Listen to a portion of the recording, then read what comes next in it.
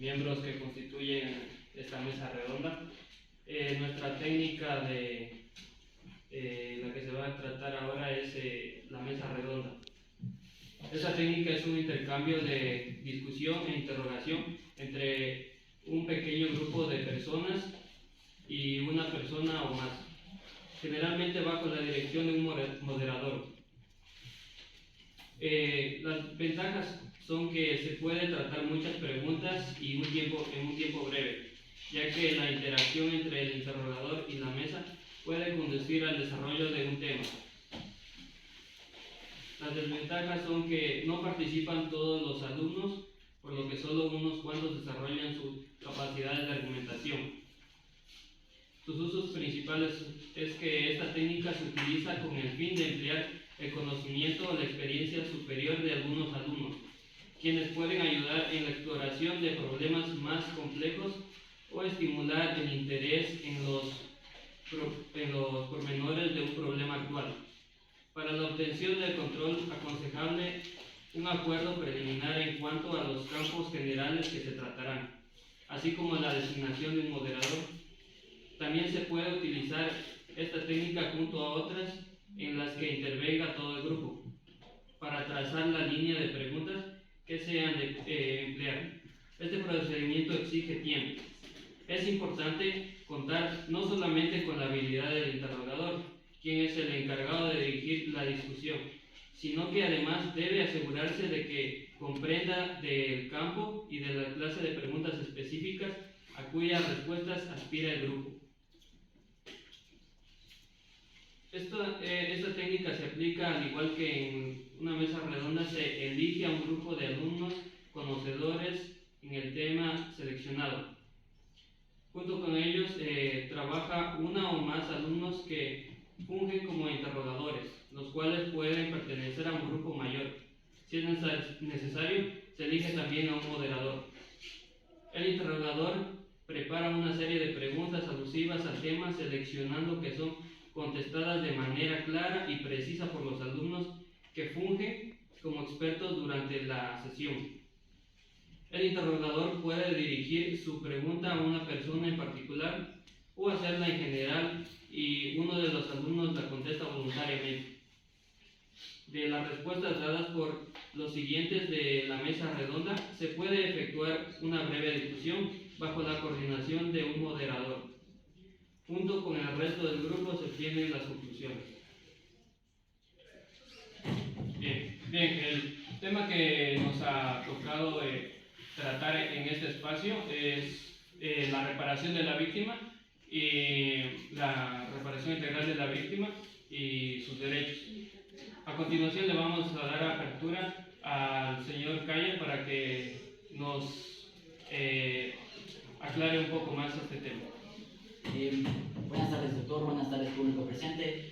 Me parece un tema muy interesante tratar acerca de los derechos de la víctima cuando se han vulnerado unos derechos de esas personas. Es por eso que se da la reparación integral. Primero tenemos que entender que la víctima es la persona que tanto individual o colectivamente ha sufrido algún daño material, algún daño físico o moral o psicológico. Entre estos pueden ser tanto lesiones corporales, daños emocionales, daños económicamente y violación de los derechos de la persona. Pues tenemos primero que entender que en todo proceso penal la víctima gozará de derechos. Es por esto que tenemos como uno de los derechos principales de la víctima que goza de los derechos de todas las leyes, principios, tratados internacionales. Entre estos tenemos a proponer una acusación particular y no puede ser obligado a comparecer la víctima. Es por eso que el legislador le da la opción a cada víctima de ver si comparece o no como acusador particular. De igual forma, tiene que ver cuáles son los mecanismos para la reparación integral, que no debe haber la dilación, conocer que verdaderamente se habla con la verdad para dar una justa reparación integral. Debe dar una justa indemnización a la víctima sin perjudicar a ninguna de las dos partes. Se debe garantizar el derecho que no se repita la violentación de ese derecho, como también se debe garantizar la satisfacción del derecho vulnerado. De igual forma, las víctimas deben tener una protección especial. Entre estos es resguardar tanto su seguridad y protección tanto de la víctima, de su familia y de los testigos, pues pueden ser tanto revictimizados o de igual forma pueden ser amenazados. La revictimización de la víctima es un tema muy complejo en cierto punto, particularmente en la obtención y valoración de las pruebas se debe ver a la víctima y velar por ellas, porque la revictimización resalta que genera impactos psicosociales, haciendo que la víctima vuelva al momento de la violentación de su derecho. También la víctima tiene el derecho a ser asistida antes y durante la investigación tanto por un defensor o defensora pública o privada conforme lo genera el Estado. Al ser asistida, si la víctima no conoce el idioma o no interpreta la sustentación del procedimiento, tiene un derecho que el Estado le garantiza gratuitamente un traductor o un intérprete.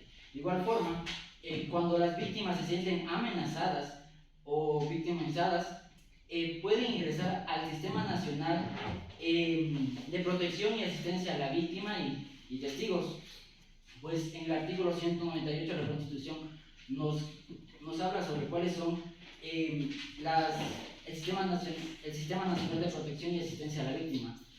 La víctima también tiene que recibir asistencia integral por gente profesional, tanto asistencia médica, psicológica y si es necesario una asistencia material, si se ve necesario. De igual forma, la víctima tiene el derecho a ser informada sobre el fiscal de la investigación preprocesal, a ser informada, aunque no haya intervenido en el proceso, ya que como víctima tiene todo el derecho a ser informada tanto del procedimiento, las actualizaciones que se dan y cuáles han sido las decisiones que se han tomado en el proceso. De igual forma, se la debe tratar en condiciones de igualdad y cuando amerite se debe aplicar una medida de acción afirmativa que garantice la investigación tanto del proceso y de la reparación de la víctima. Bueno, y creo que es importante recalcar que los derechos de la víctima lo establecen tanto en tratados, convenios internacionales, leyes, artículos. Nos habla de que todas las víctimas tienen sus derechos y que en todo proceso penal la víctima gozará de los derechos. Gracias. Bien, señor Calle, ¿me podría decir cuáles cree usted que son los derechos más fundamentales según el COIP para la víctima? Listo. Los derechos más fundamentales para la víctima, creo que ahí tenemos que basarnos conforme el Código Orgánico Integral Penal, nos habla sobre los derechos de la víctima. Entre estos, creo que es muy importante los mecanismos de reparación integral al momento de la vulneración de los derechos de la persona. Como nos habla que no existe la dilación, que se debe conocer la verdad para dar una justa sanción, lograr restablecer los derechos que se han lesionado de todas las personas, que se dé una correcta remuneración de las dos partes para así evitar perjudicarlas. Igualmente, resguardar su intimidad y su seguridad, deben resguardar la intimidad y seguridad de las personas o víctimas mediante el Sistema Nacional de Protección y Asistencia de Víctimas y Testigos. También me podría decir por qué cree que son importantes la reparación integral y los derechos de la víctima. Bueno, dentro de la reparación integral y derechos de la víctima creo que son temas muy fundamentales dentro del Estado, por razones que con la reparación integral logramos que la víctima logre restablecer el derecho vulnerado, pero no se logra restablecer a un 100% ese derecho que se ha vulnerado. Por lo tal, los derechos que tiene esta víctima otorgan tantos mecanismos para que esto no quede impune, que no se den más actos ilícitos en contra de esa persona y sobre todo que faculte tanto la libertad, el derecho de la persona y que no se violente más sus derechos. Muchas gracias por su intervención. Ahora le vamos a dar la oportunidad al señor Cueva. Muy buenas tardes a todos. Yo les voy a hablar acerca de la reparación integral. La reparación integral radicará en la solución objetiva y simbólicamente restituya a la víctima de lo posible al estado anterior de la comisión del hecho. Esto es decir que la reparación debe ser evidente, es decir, también se debe verificar que haya una mejoría en el comportamiento, salud, estado físico, mental de la víctima. Esta reparación integral también debe satisfacer a la misma, debe cesar los efectos de las infracciones perpetradas y su naturaleza y monto se debe fijar en base a tres parámetros, cuál es la característica del delito, el bien jurídico protegido y los daños del derecho causado. También debemos hablar que las personas condenadas con sentencia ejecutoriada por acciones de tráfico de influencias, sobreprecios en contratos públicos, sobreprecios en obras, estas personas deberán realizar la reparación integral poniendo en el pleno sus bienes. Es decir, que si ellos roban o causan un daño que tenga que ver con $1 millón, pues una propiedad de ellos será acatada por el Estado. Y también les voy a hablar acerca de los mecanismos de reparación integral en casos de violencia de género, especialmente con las mujeres. Que el Estado deberá tomar en cuenta 2 puntos de suma importancia.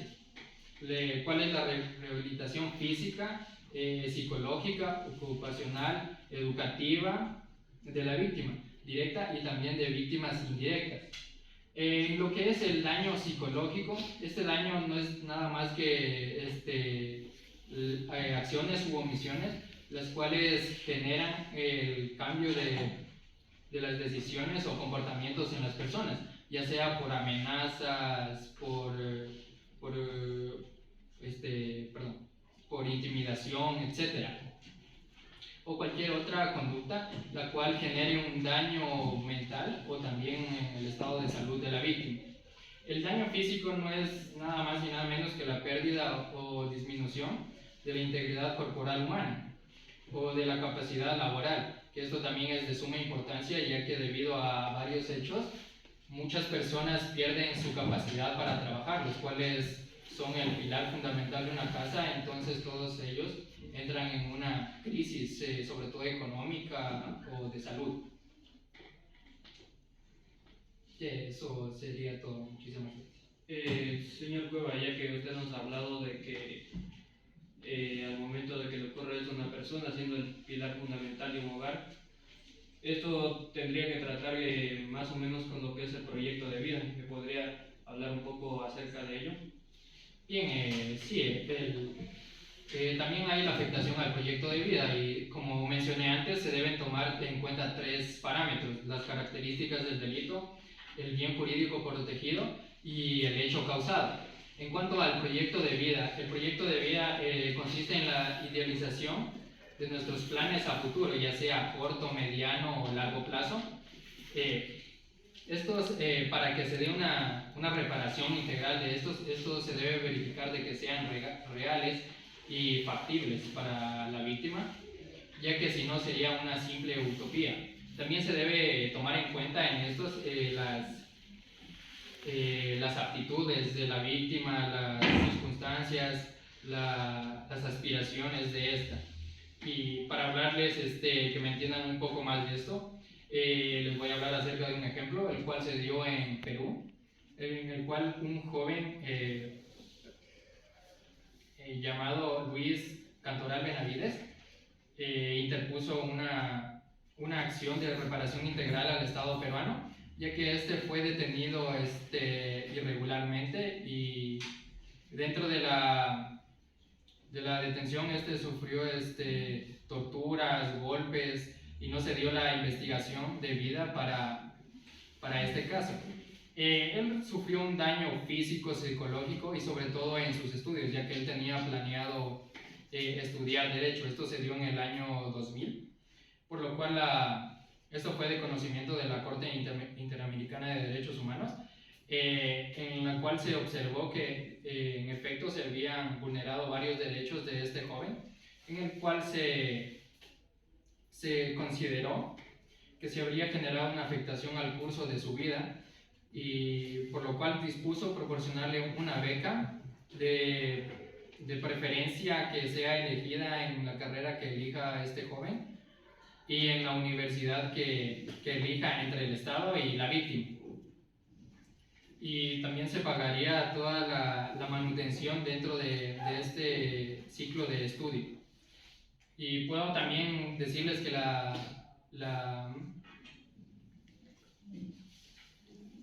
reparación integral al proyecto de vida va más allá de una reparación económica, ya que esto es de suma importancia porque puede causar a la víctima daños psicológicos, físicos, laborales, y no solo a él, también a las personas que lo rodean, puede ser a sus hijos, familiares, etc.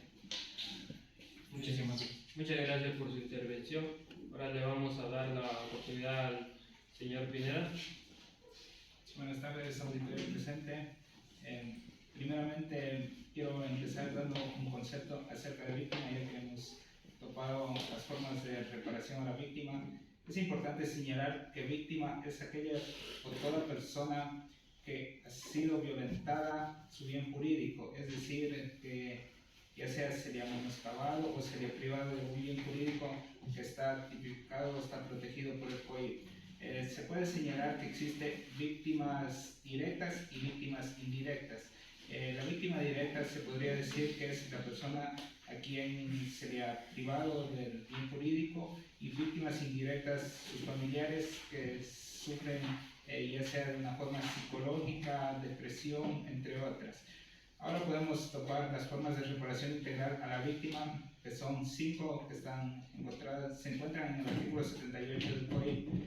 Las formas de reparación a la víctima son la restitución. La restitución se puede dar en ciertos casos, ya que, como su nombre lo indica, significa restituir el derecho o lo que ha sido vulnerado. En ciertos casos se puede restituir, como es la libertad, derechos de participación, derechos políticos. En otros casos estos ya no se puede restituir, como es la vida. También tenemos la rehabilitación en casos de que la víctima haya sufrido de agresión física o psicológica. El juzgador podrá ordenar que se le dé atención física o psicológica a la víctima. Tenemos las medidas de satisfacción, que consiste básicamente en el conocimiento público de la verdad de los hechos que han sido sucedidos. La sentencia se podría considerar una forma de reparación, un mecanismo de satisfacción, al ser publicada por parte del Consejo de la Judicatura. También tenemos la indemnización, que consiste básicamente en que se le entregue una cantidad de dinero a la persona que ha sido afectada, siempre y cuando se pueda valorar el daño afectado, y las medidas o las garantías de no repetición, que consiste básicamente en que el delito que se ha consumado o el delito que se ha cometido no se vuelva a repetir, ya sea hacia la misma víctima o hacia otras víctimas. Bien, señor Pineda, ¿me podría decir qué sucedería en caso de que no se respete el derecho de la reparación integral de la víctima? Bueno, sería un poco más de derecho procesal.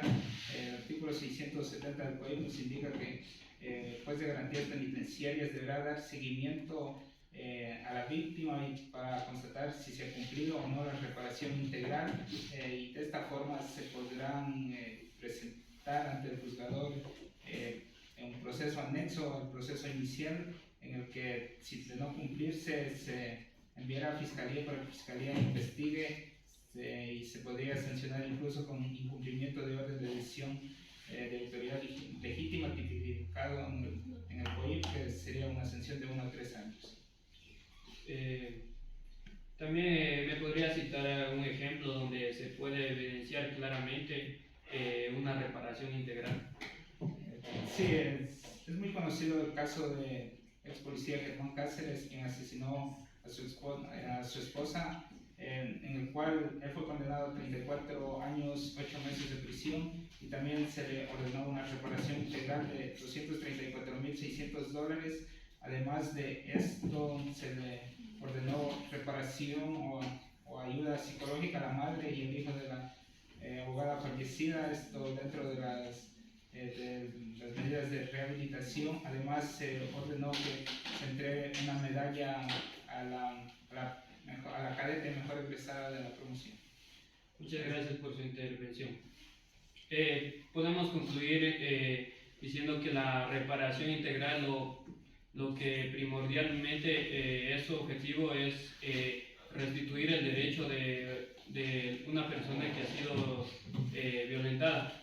Pero claro, esto no se da en todos los casos, ya que, por ejemplo, una persona que ha sido asesinada no se le puede restituir el derecho de la vida, esto es en ciertos casos.